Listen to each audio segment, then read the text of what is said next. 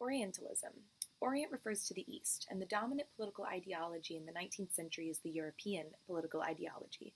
And of course, Northern Africa, the Middle East, and Asia are all east of Europe, and therefore Orientalism was created to refer to those places. Edward Said argued in his 1978 text Orientalism that Europe conjured up the idea of Orientalism so that they could control and subjugate the East.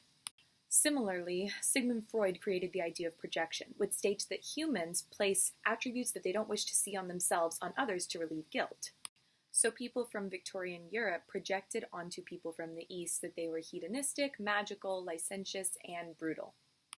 Now, in order to take the idea of Orientalism to another level that we didn't talk about in class, we have to talk about the 19th century decadent movement.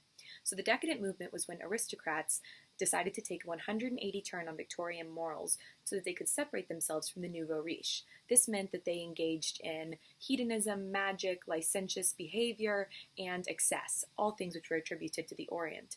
So one of the artists at this time was Oscar Wilde, and he wrote the one-act play Salome in 1891.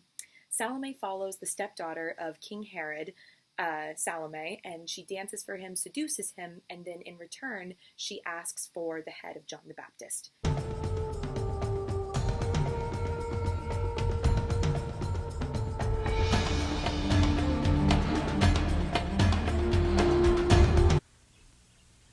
I want the head of John the Baptist.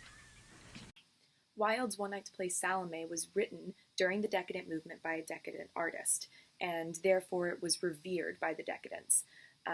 It really glorifies Orientalism and places a lot of white actresses, as you see now, in this stage. It really showed how the decadent movement, a Western European movement, really glorified Orientalism and fully took part in it, unlike the Victorian morals of the rest of Europe.